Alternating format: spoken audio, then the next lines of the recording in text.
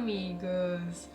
Hoje eu tava aqui mais num processo introvertido, apesar de ser sábado à noite. Eu também gosto de ter esses momentos só comigo mesma, olhar mais pra dentro e ver o que sai disso.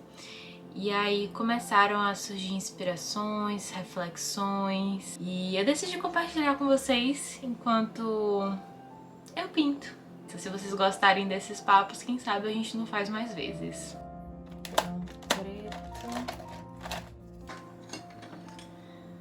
Bom, como eu tô nesse processo de que uma inspiração foi levando a outra, começou de alguns desenhos que eu tava com vontade de pintar, não pintei. Então vou pintar junto com vocês.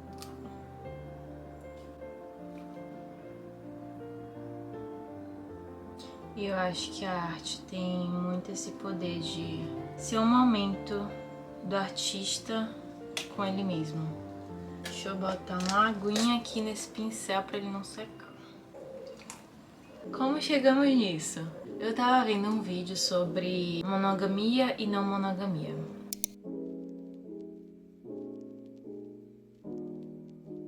Um casal super monogâmico, começando com um casal não monogâmico, mas tipo, não como se fosse uma briga, é tipo uma conversa. E sei lá, aquilo me inspirou de alguma forma, ouvindo aqueles dois lados, aqueles dois pontos de vista, voltou alguns questionamentos que já estavam lá um pouco latentes dentro de mim. Eu sou não monogâmica? Eu poderia ser monogâmica?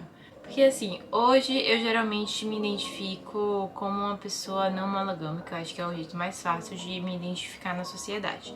E a gente vai chegar na hora de falar sobre identificar-se na sociedade. Só que na verdade, eu não sinto de verdade que isso me define bem. O grande ponto desse vídeo é que eu acho que nada me define bem e por isso que eu poderia estar em uma crise de identidade, mas não estou e a gente vai chegar ao porquê que eu não estou. Mas enfim, qual que é a questão? Eu não me vejo como monogâmica. Tipo, não consigo dizer eu sou monogâmica. Isso não me cabe no momento, não faz sentido pra mim no momento. Mas também eu não me encaixo 100% na caixinha da não monogamia. Tem gente que fala, ah, mas a não monogamia não é uma caixinha, mas pra mim é. Pra mim virou uma caixinha. Não era pra ser, mas virou uma caixinha. Porque tudo de rótulo que a gente cria vira uma caixinha. Então assim, não era uma coisa que eu buscava muito me identificar como. Às vezes, hoje em dia, é até o termo que eu uso pra facilitar a vida. Assim como no veganismo, mas enfim. A gente vai chegar nessa parte de veganismo ainda. Voltando à não monogamia, não era uma coisa que eu buscava me rotular, até porque eu não via necessidade. Eu não saía por aí falando, ah, eu sou monogâmica, eu não sou monogâmica. Tipo, eu só tava vivendo a minha vida e tendo as minhas relações de forma livre como eu sempre vivi. Só que aí eu me envolvi com uma pessoa não monogâmica. E uma das primeiras coisas que esse ser humano me perguntou é: você é monogâmica? E naquela hora, eu fiquei sem saber o que responder, de verdade. E a coisa mais sincera que veio de mim, que foi o que eu respondi, foi: eu sou livre. E essa foi a melhor resposta que eu poderia ter dado. Eu acho que não tinha nada que me definisse melhor como sou livre. Eu acho que ele entendeu, ele falou, ah, já é suficiente. Então até nesse quesito, eu ainda tenho a dificuldade de me identificar como monogâmica ou como não monogâmica. Porque ainda sinto que ser livre ainda me define melhor do que esses dois termos. Mas enfim, às vezes na sociedade a gente precisa ser mais claro, né? Então tem contextos que eu falo que eu não sou monogâmica, que eu sou não monogâmica, e isso faz mais sentido. E enfim, tudo partiu disso, né? Do me definir como monogâmica ou não monogâmica, porque sinceramente até hoje eu não sei como me definir. Porque assim, eu sou livre demais pra ser monogâmica. Mas eu não tenho problema em ser monogâmica. Eu acho que eu conseguiria ser monogâmica. Tipo, eu não tenho a necessidade de ter relacionamentos afetivos, sexuais com várias pessoas. Eu, tipo, tô de boa com uma pessoa. Na verdade, tô de boa sozinha, entendeu? Aí se tiver uma pessoa já é muito. Então eu sou de boa em ter envolvimento com uma pessoa só. Mas eu sou livre demais pra ficar na caixinha da monogamia. Aí fica o questionamento. Sou monogâmica ou não sou monogâmica? A questão é que não precisa saber, não precisa colocar um rótulo. E é esse entendimento de que eu não preciso me rotular que traz a tranquilidade no coração. E por isso que eu não estou em crise. E isso é em relação a vários rótulos. Por exemplo, veganismo.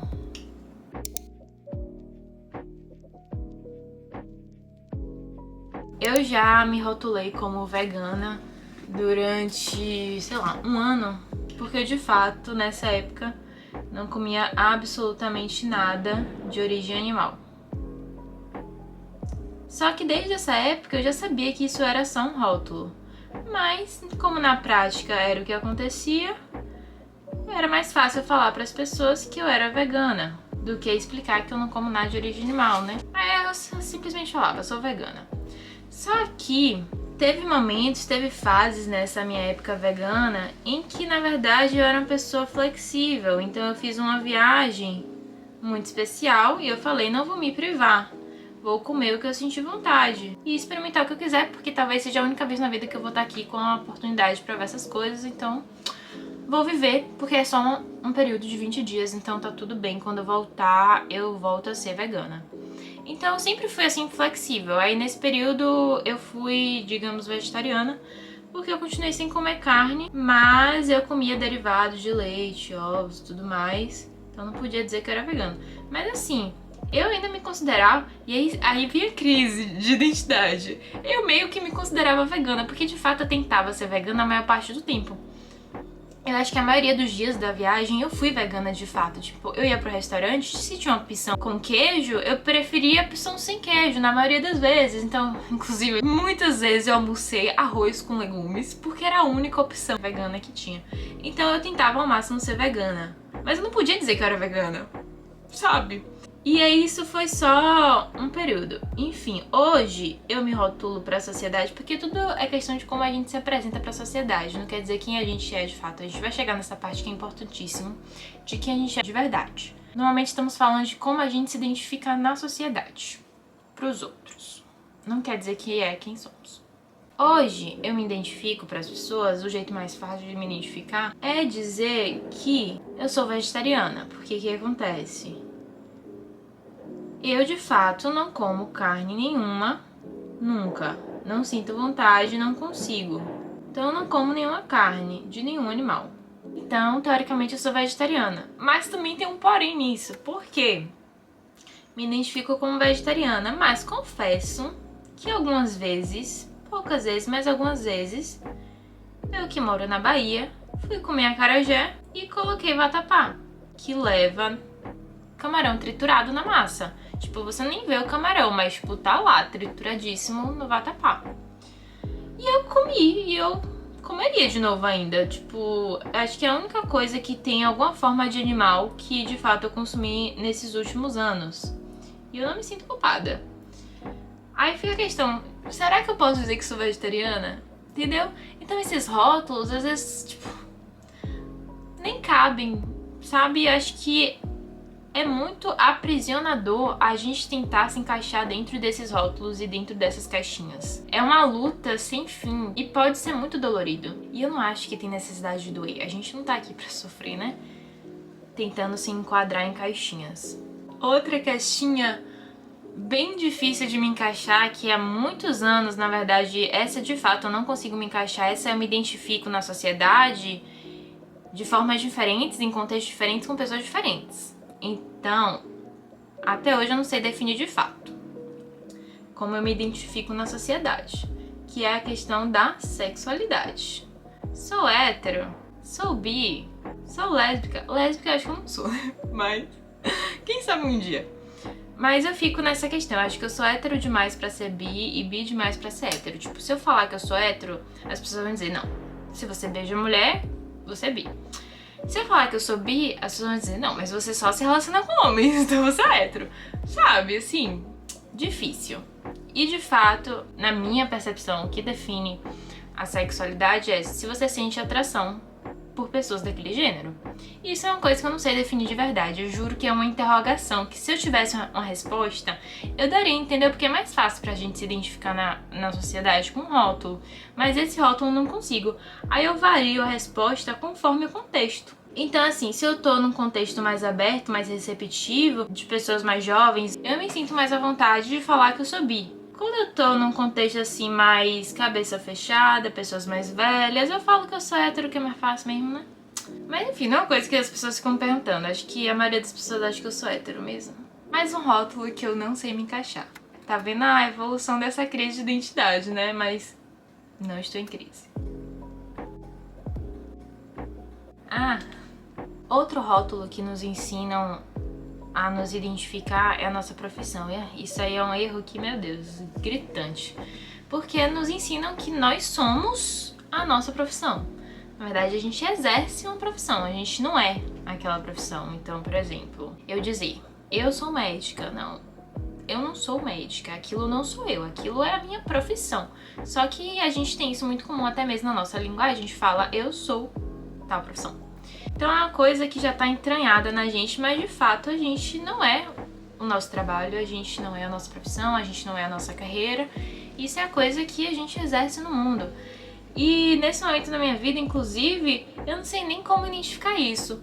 Um dia desses eu percebi que talvez eu possa dizer que eu sou editora de vídeo, social media no momento atual, porque é o que eu mais estou trabalhando com, mas assim, isso é uma coisa tão solta, sabe? Eu acho que eu nem preciso ficar identificando isso no momento, eu só tô fazendo os trabalhos que eu tô fazendo.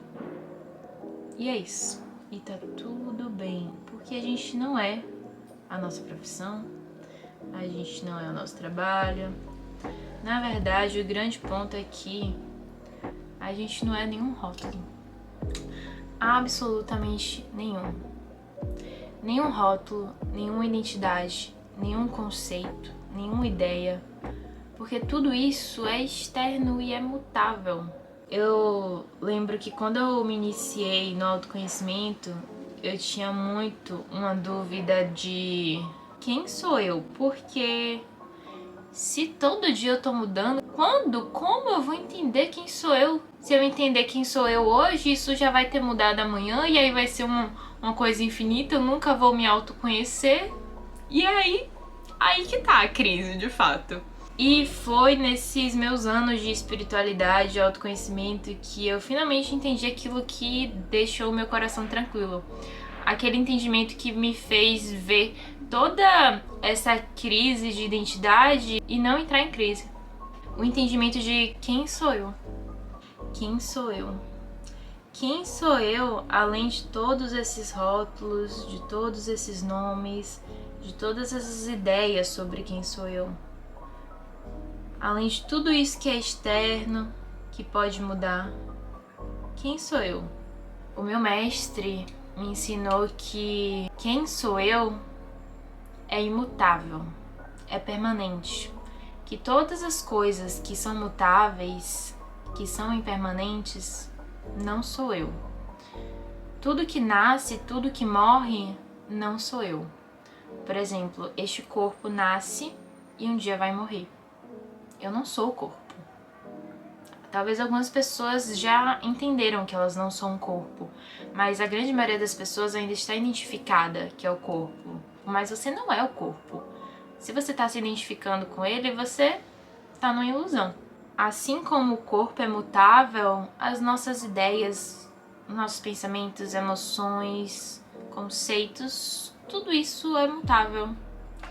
Então nada disso é quem a gente é, de verdade. Porque atrás disso tudo existe algo imutável e permanente, que nunca nasce e nunca morre. E essa é a grande questão do autoconhecimento, da jornada interior, de entender quem você é. E eu acho que o entendimento disso foi uma das coisas mais libertadoras e tranquilizadoras que eu poderia acessar, esse entendimento. Eu posso dar uma indicação dessa resposta para vocês, mas é só uma indicação, ainda não é verdade, porque qualquer coisa que eu falar aqui também vai ser uma ideia, um rótulo, um nome, algum tipo de conceito. Na espiritualidade, a gente costuma falar que você é a consciência. Isso ainda é uma palavra, mas pelo menos dá uma indicação. Você é a consciência que está por trás de tudo isso, que está muito além desse corpo e de qualquer coisa externa aqui. Uma frase que me veio é: nada que é externo é eterno. Então tudo que é externo tá susceptível à mudança. Nada é pra sempre. Mesmo se você, sei lá, casar com uma pessoa e falar que vai ficar com ela pra sempre, possa ser que vocês fiquem juntos até a morte. Mas uma coisa que acaba na morte não é pra sempre, ao meu ver. Então, esse pra sempre que eu tô falando é de fato a eternidade. Não tem nenhum início e não tem nenhum fim. E quem nós somos é isso. É isso, só isso, a eternidade. Que talvez seja um pouco profundo, eu não espero que vocês compreendam assim de primeira, porque eu levei anos pra entender, tá? Mas se pudesse ser uma indicação, você talvez não precise entender agora quem você é, mas talvez um processo de entender quem você não é. Todos esses rótulos, pode ficar tranquilo, porque você não é nenhum deles. A gente até usa, a gente pode usar para se identificar na sociedade os rótulos, porque fica mais fácil, é mais fácil chegar no restaurante e falar que eu sou vegana, simplesmente porque naquele dia eu não quero comer nada de origem animal. Então eu falo pro garçom, eu sou vegana, tem alguma opção para mim?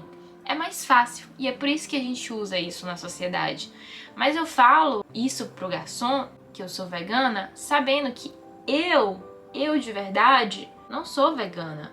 Porque eu, de verdade, não tenho rótulos nenhum. Seria muito limitado, né?